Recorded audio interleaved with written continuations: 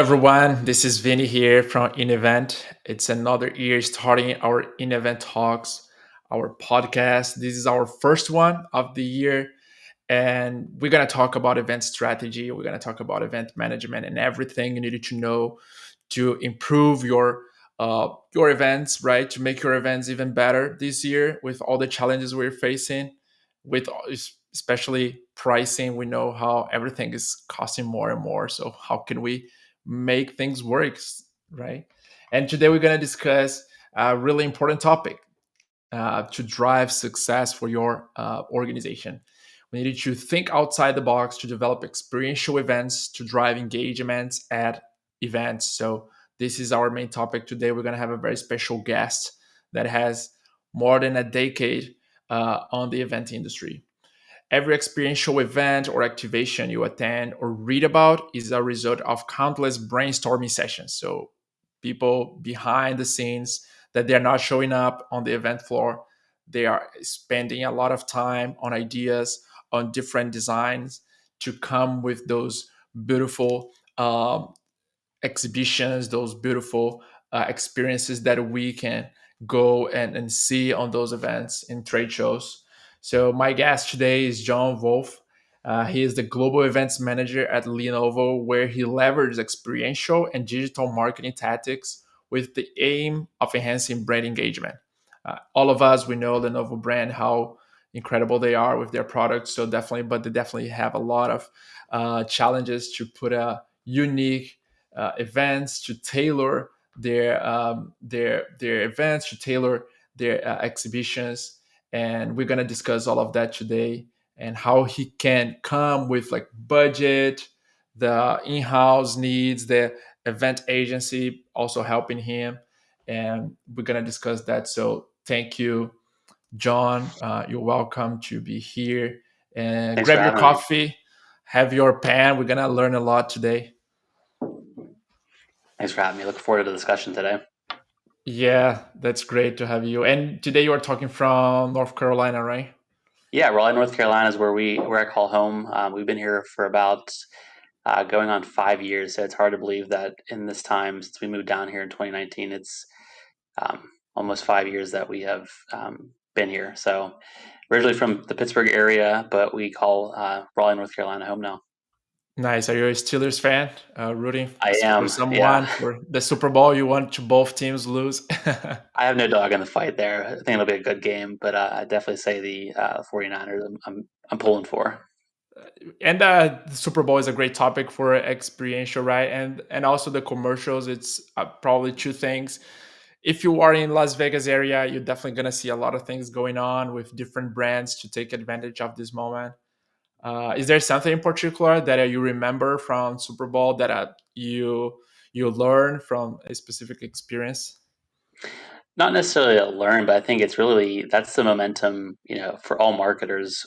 That one 60-second video that day that really creates that experience and the continuation of the brand loyalty and journey. It's and how do we, people are spending millions of dollars for a 60-second commercial, but for marketers, it's exciting because we have an opportunity to see what others are doing, how they're doing it in a creative vision, obviously through commercials.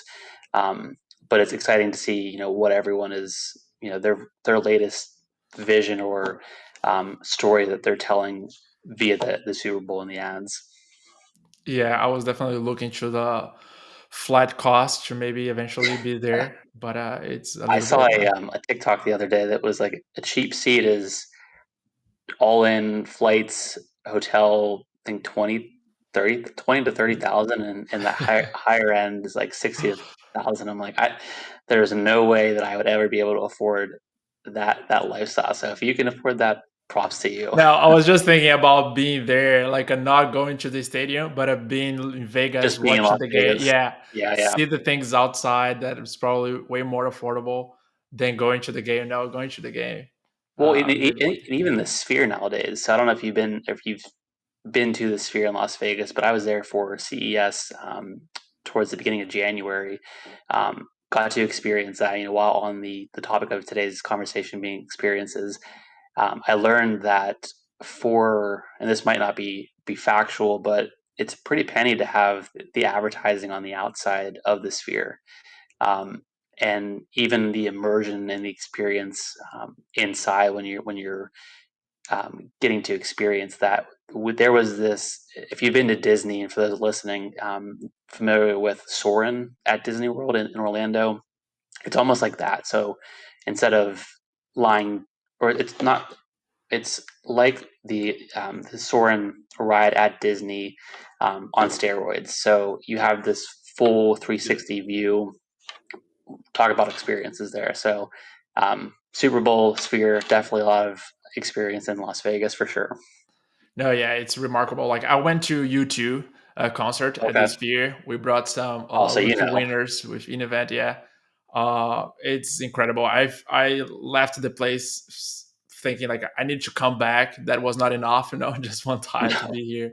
I cannot So imagine yeah, a concert. That I mean, what we went to was just a video, 50-minute video about the Earth and yeah, refrain. being good stewards. I cannot imagine the concert plus that video. I'm sure it was an awesome time. Yeah, it's almost like a two separate things putting together, Hmm. so you experience two big moments, right? All that huge screen that you can watch so many things there, and at the same time the quality of the sound and the music and the whole vibe. Yeah, it's like putting together. Sometimes it feels overwhelmed, so you need to go back and even like leave the stage a while, like you leave, go outside, then you come back Did again. you was the experiences in the Sphere open to the concert goers too? So like you got in there on the first floor and you could interact with the AI robots. Or No, yeah, no, no, all those AI robots, were all like shut down. They were not interesting. Okay, involved. Yeah, no. I heard about, yeah, those the robot. It's pretty unique as well. yeah. I mean Yeah. it because the for us again, we don't have to harp on this for too long, but it opened at 9:30. And I think our tickets to the show started at 10, and Mhm. they had so much different types of immersive things that you could interact with as you were waiting for that. But by the time we got there, it was just get right to the seats, get your snacks, and find our seats. Yeah, and connecting these with trade shows and other Yeah. events, do you believe this is the way brands we needed to build our experience at a trade shows? Like you go there. In the past, was all about like a business, right? Let's have a meeting, Yep. let's sit down and discuss business. Do you think today it's way less business and way more, entertainment, bring entertainment for your audience? Yeah, I mean it's a unique conversation, right? Because everything is experiential is this, experiential is that. It's something that we're all working towards, and it's the buzzword of the moment. You know, it's everywhere.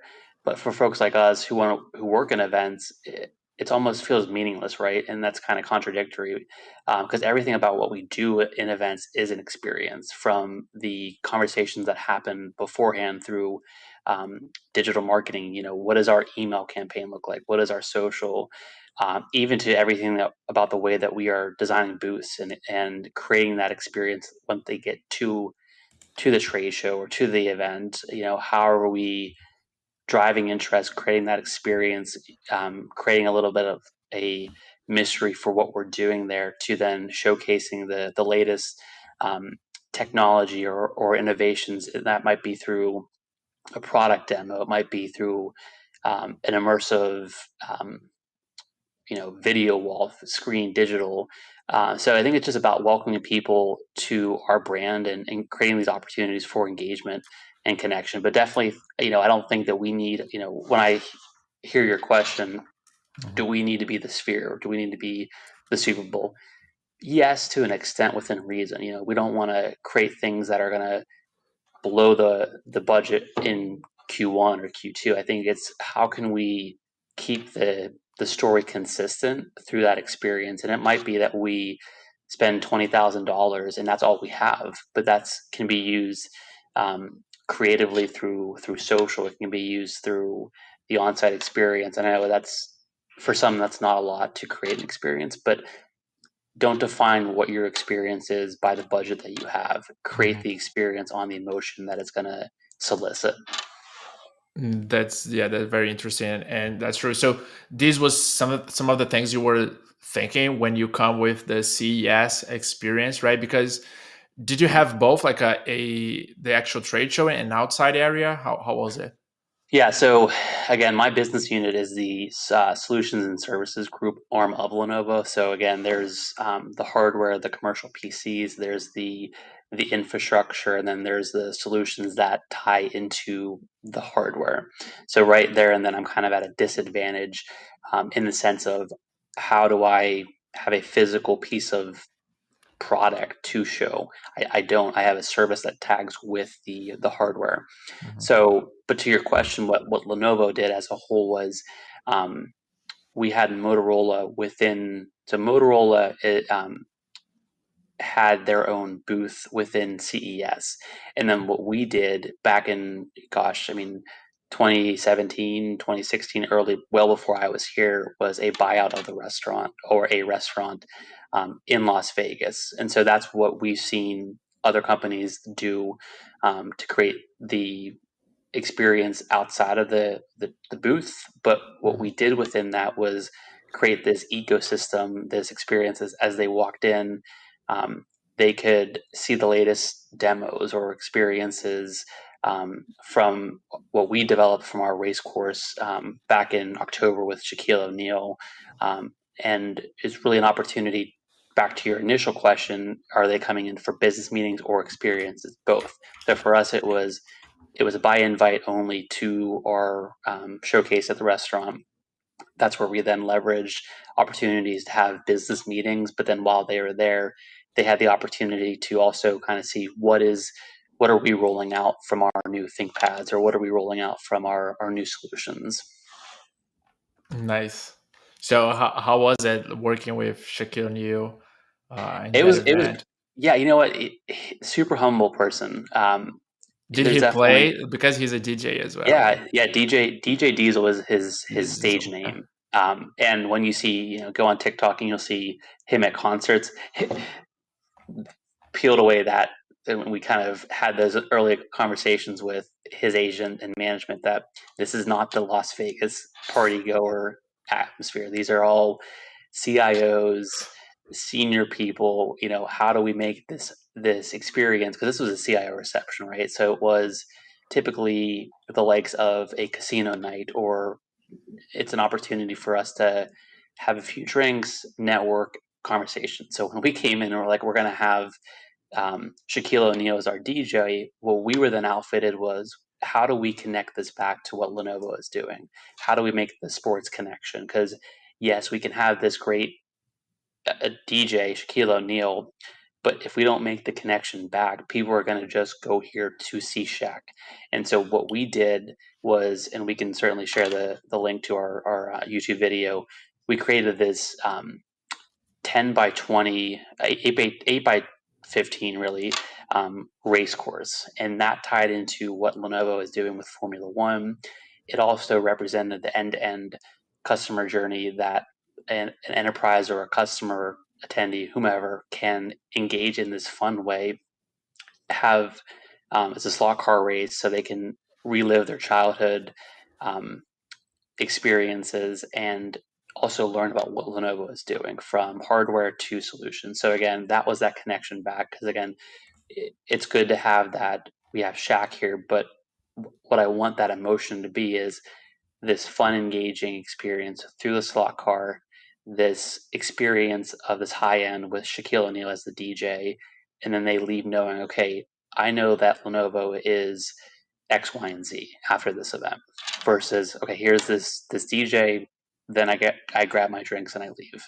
And so what we did by then following up after, how do we continue that momentum? We developed post-event, post-reception emails that were dynamically curated so that it was based off of their email, or if they engage with Shaq. One of the things was to get them engaged in the race course. We actually had Shaq as part of the agreement that he has to race our CIO or other executives so that we can get his high score. And then that night, we want to make sure, can you try to beat Shaq's score? And so what we did with that email after was we gave them a social badge that they could use on social media in the email that based off of their score, they got a personalized email saying, hey, congratulations, you beat Shaq, or hey, sorry that you weren't able to beat Shaq. So again, we're trying to, in a typical post-event email, it's not thanks for stopping by the booth. We want to follow up, have a meeting. Hey, thanks for enjoying your night. You beat Shaq, didn't beat Shaq. If you want to learn more, then there's that call to action. How many people beat him? Oh gosh, we had about 500 CIOs. I would Wow. say half of that engaged, and I Huh? would say a quarter of Okay. that actually won because he got super competitive. Nice. At least was not a dunk challenge, dunk competition, right?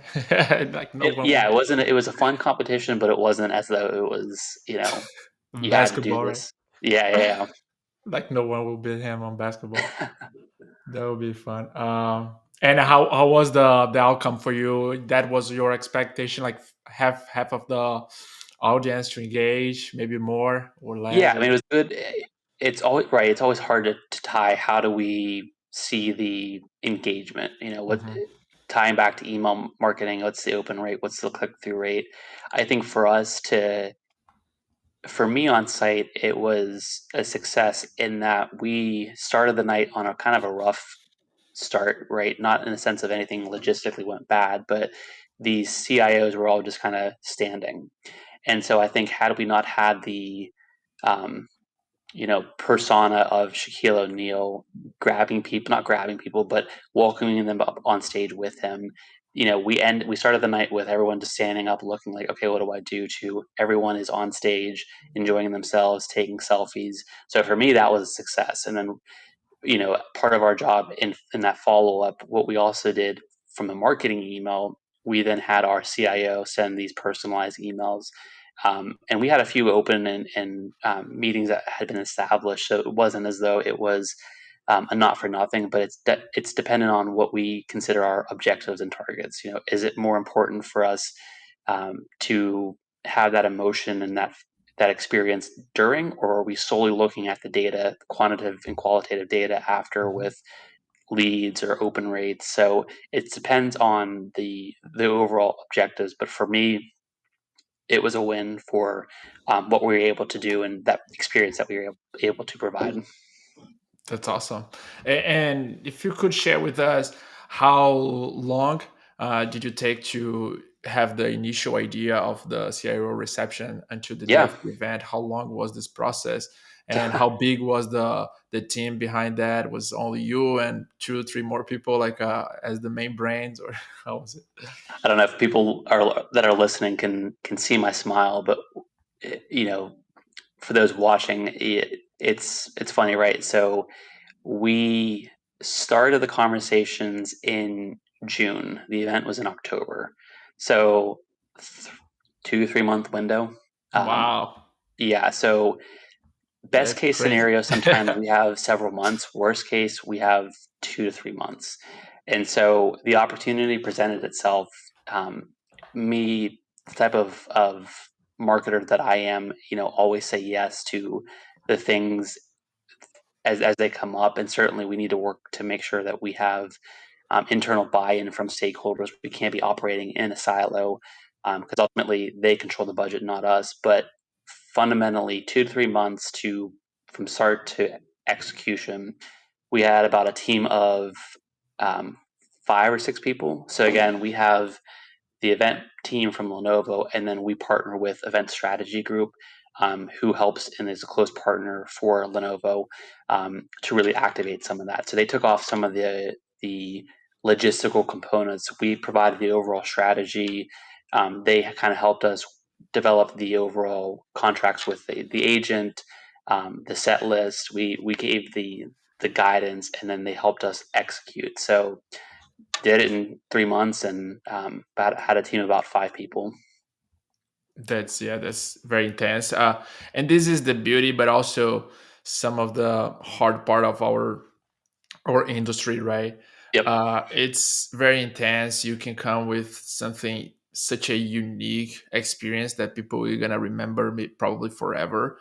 But at the same time, the burning, the the tardiness of this process can be very very big, and you needed to manage, right, all the external pressure and your internal pressure to meet your budget, to meet the deadlines, and to make everything work Oh uh, yeah, I mean smooth. it's and what I'm seeing nowadays is events being scrutinized, but I'm seeing actually a reverse in that. Um, there are appetites for more. Before COVID, there was scrutiny for events. Then we went through the COVID pandemic where we went from in person to virtual. Now it's kind of a hybrid. Now it's more back to in person. So I think people are seeing events pre-COVID with the importance of it, putting budget to it. But ultimately, at the end of the day, what's that return on the investment? I'm going to give you, and we're going to spend X amount of dollars on this event. We expect to make sure that we get these results from it. But yeah, I mean, lots of quick times, very lean teams, setting expectations, managing those expectations, the budget, and ultimately the results, so that we can keep doing the things that we're doing. Yes, that's true.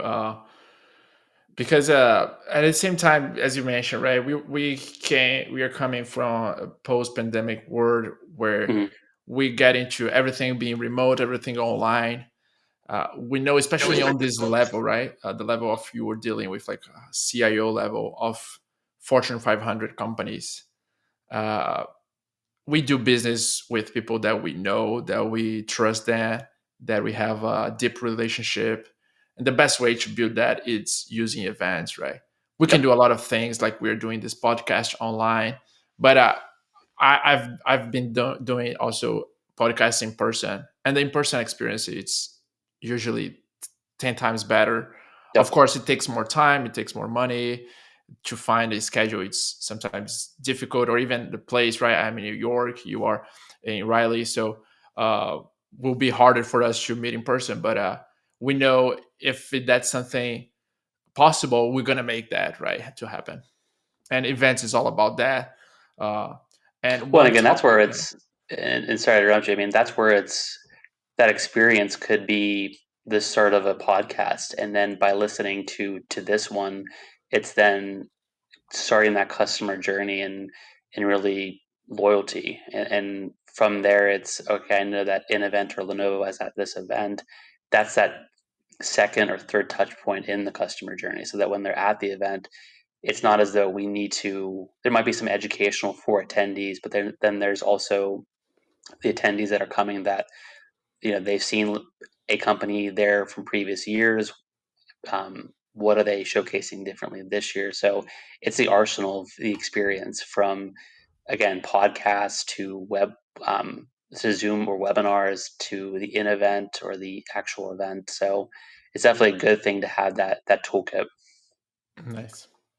Yeah, yeah, you needed to look to the whole customer journey, right, and connect those pieces uh, before the event, and also connecting pieces during the event, as you mentioned with this CIO reception, right? You just not throw big names. Let's put like big speakers or big names there, but that's nothing really related to our audience. First of all, I think like you need to understand who is your audience, right? Why do they want to meet Shaq? Like you maybe have a lot of people, they are NBA fans. You have a lot of people that have, they were watching when they were young. Shaq was the big name, right? Today it's other guys, like LeBron is still there. LeBron almost Yep. played with Shaq, but that's another level.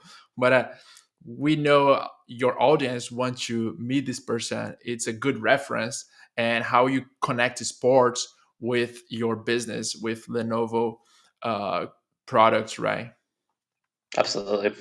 Yeah.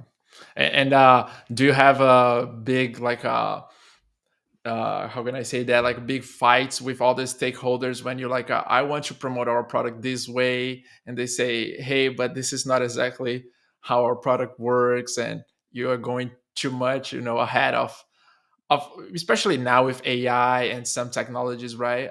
We have seen those AIs for previsibility to forecast Yep. business data, etc. No, I And wouldn't say with there's any. marketing, you can Yeah. really go really, really further, right?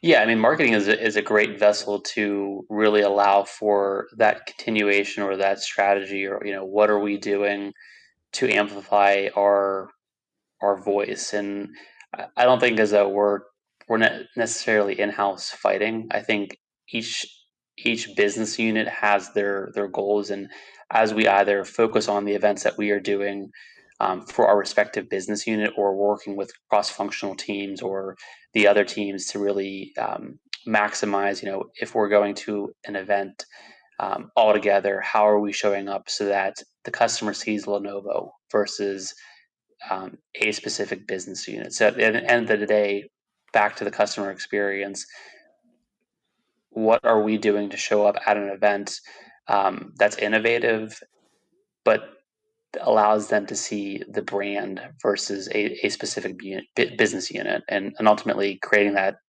community. Yeah. And you said something that it's a key word we're gonna talk all year long. We have been talking about communities, right, all the time, and it's because that's the reality, right?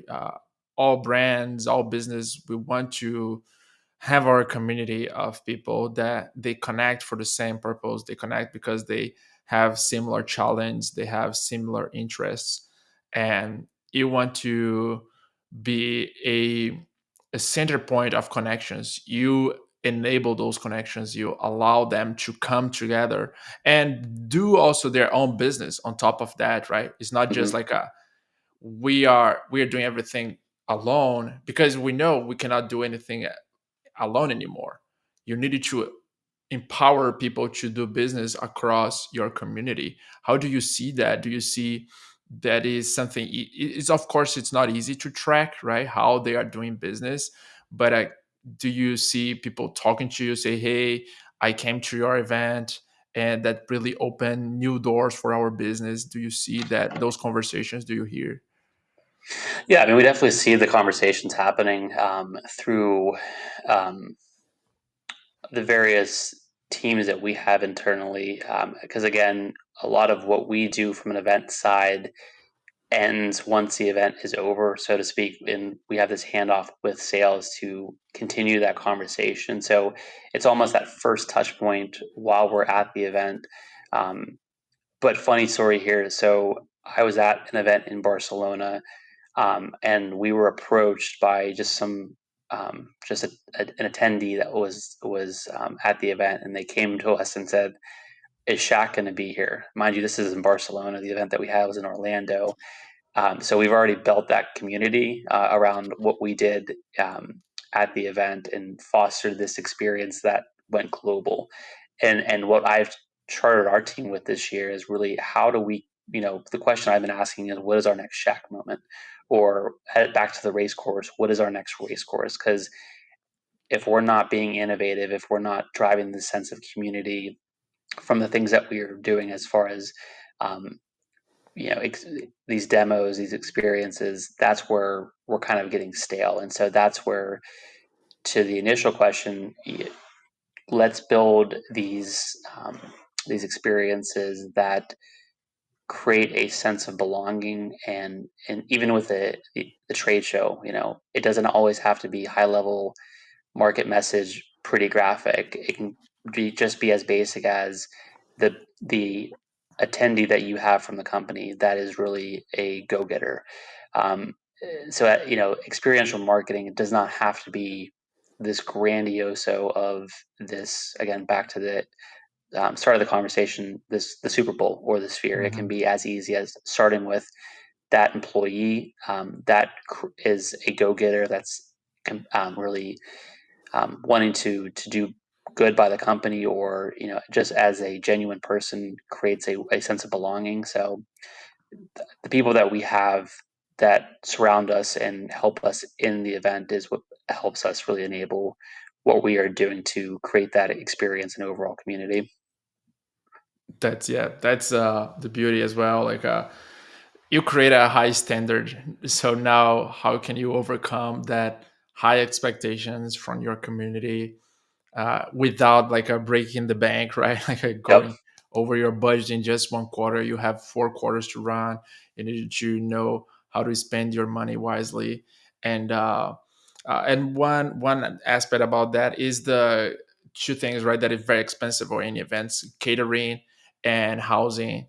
So how do you pick locations? Some of those locations you cannot choose, right, because CES, it's like every Yep. year it's pretty much Las Vegas. But what about all the locations? Do you oversee those aspects as well? Yeah. So, when we talked initially before this discussion, it was where are we going? Um, what are we doing differently? And so we are doing the industry events, we're doing proprietary events, and what it comes down to is collaboration and conversations with our global colleagues. So I my function is worldwide in nature. So what that means in layman's terms is I don't sit within a geo. I manage the overall worldwide activation of our global event strategy, but I have to rely on our geo colleagues that sit within North America, APAC, EMEA, Latin America to activate. And so a lot of the conversations that I have are here are these great events that we are doing, here are these experiences that we are bringing forth to you.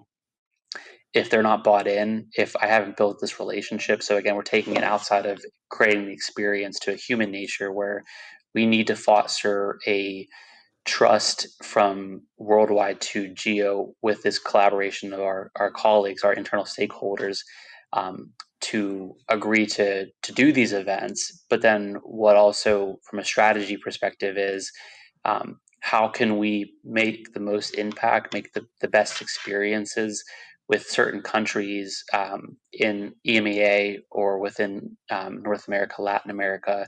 So kind of summarizing all that up, it's open conversations with our colleagues, understand if we do these roadshow events, what makes sense to you as a country manager. Do you see this program having rooms to or legs to run? So it's an opportunity for us to have that conversation, identify the best country or region that we can see the most impact and best experience. So we don't have a list of, hey, these are the events that we're going to do um, in the country. It's let's talk with our global colleagues and identify, then build the program. Awesome. Yeah.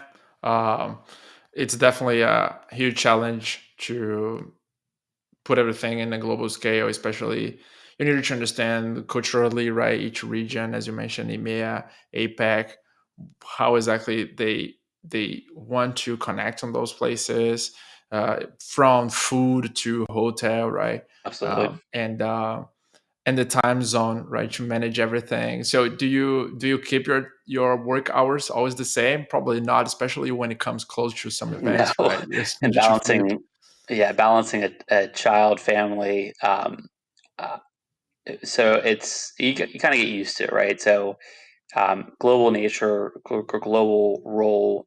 My day could start as early as 6 a.m. And again, I don't want to scare the listeners and say that we have these unrealistic work hours, but sometimes we have to accommodate our time zones for our colleagues. So that could be sometimes as early as 6 p.m. or as late as 9 or 10 p.m. It just depends on the job that we're doing. I think we also talked about planning an event in Hong Kong.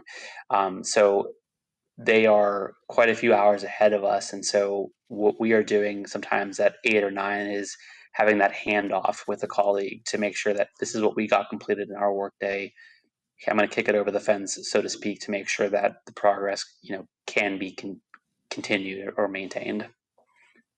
Yeah, and all the events they also face that, regardless if you're working outside the country, right? Yep, Uh, Either because there is a tight deadline and you should meet tomorrow, so you're gonna work late hours, and of course we're gonna have weeks that are more slowly. I think we needed to manage that, especially with our family, right, and our personal life, like exercising, eating well, have a good, absolutely. And yeah, health. it's not always it's not always every day. I mean, there's the ebbs and flows. So you might have a few weeks that are very quiet, and my recommendation is enjoy them. Take the time to just enjoy the slowness. And like I said, October, November historically has always been the busy season for us, and that we know come December it's going to be everyone getting into Christmas, and there's that slowness. And sometimes, for us, CES is January 6th, so we were taking Christmas to really focus on the activation for the event. But again, you have those ebbs and flows, so it's not as though those listing an event manager or event specialist or an event professional is always 24/7, 365 days a year. Nice. Yeah, that's very important to speak. And we are about here to wrap up today. I want to maybe talk to things related to technology. How do you see those experiences change 10 years ago from now? It was a big shift, right, in terms of what we can put on site, the things we can bring on the day of the event, and also during the communication process, creating this momentum, right, for the day, the actual day of the event. Is there one thing in particular that you love, like you cannot live without that anymore? That 10 years ago was like, we're not thinking about that. I mean, what I'd advise to those listening is really targeting what we're, I mean, not technology in the sense of email and social, but digital marketing. I mean, a lot of what we are doing is focusing on that pre-communication. So for me, it's more project management tools. How are we leveraging um, Monday.com or Asana to really have um, just a platform to manage everything versus, for those, they would have their notebook with, this is all the things that I've gotten done. I remember, 5 years ago, I had my big binder of all, these are all my banquet event orders, or here's the labor that I signed off on that I can reference.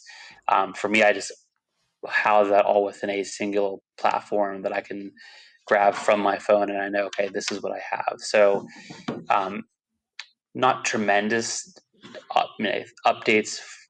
Certainly, there's AI, and how do we, the questions that I'm seeing are, how do we leverage Chat GPT to help us create that brand message or that market message for the graphics.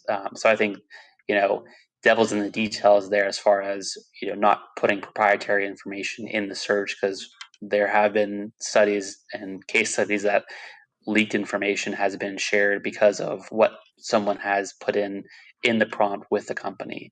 So, I mean, that's not to say that you shouldn't use it, but from project management tools from Asana, Monday.com, to leveraging ChatGPT AI to help develop and craft the email market message or the social, use tools that are at your disposal that can enhance your overall function with events, so that takes away from having to for you to focus on the tasks and focus more on the overall strategy. Yes, and so and talking about strategy to finish here today. Uh, do you have a seat, or someone from your team does have a seat with the C level to discuss those very strategic things? Yep. What are the advice you give for people that they don't have? Like they have these really high expectations on their events, but sometimes they don't have a seat with the C level.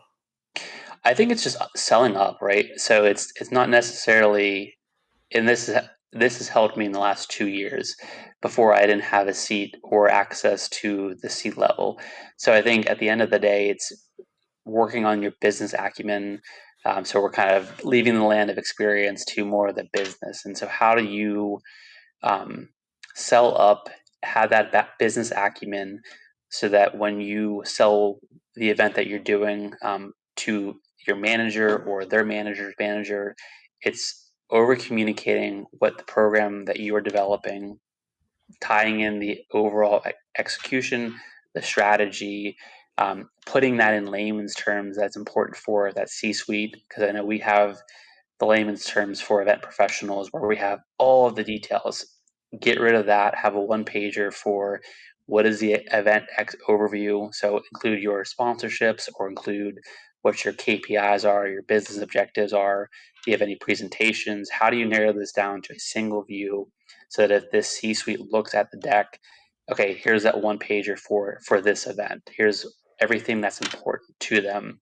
And then when you're talking to them in person or over the phone, having that business acumen that you can really um, come off as intellectual, not that we're not, but speaking to their language. So it's just a matter about building credibility through the years or year of events. I jokingly say it takes a year for the event cycle to really make the impact, because I feel like as event people we're okay doing this one on the next one. We don't have a moment to just rest and reflect. So kind of summarize, build out a single slide that shows the high level message for your event activation. That could be emails, that could be the business objectives.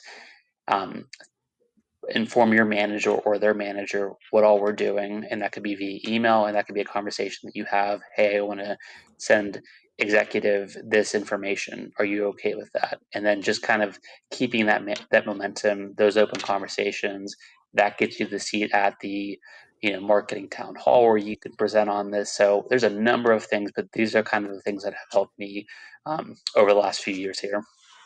That's perfect. Oh yeah, I think it resonates with a lot of people listen to it because sometimes we are waiting to get this opportunity, right? What you're saying Mhm. is create this opportunity for you, create this uh You have to be your space. cheerleader.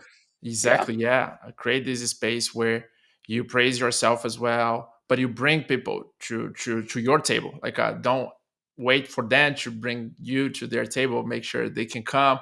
Probably they're not gonna stay for a long time. Maybe they're just gonna see what you're doing and following, not close, but they will still be following what you're doing. And absolutely.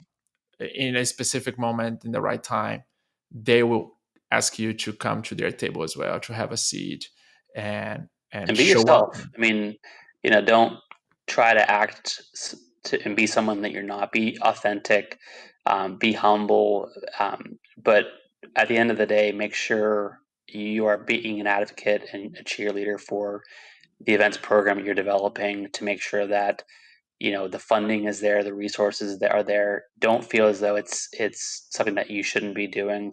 If you're not lobbying for yourself, you're not ensuring that your program is growing, your team is growing. So be that cheerleader.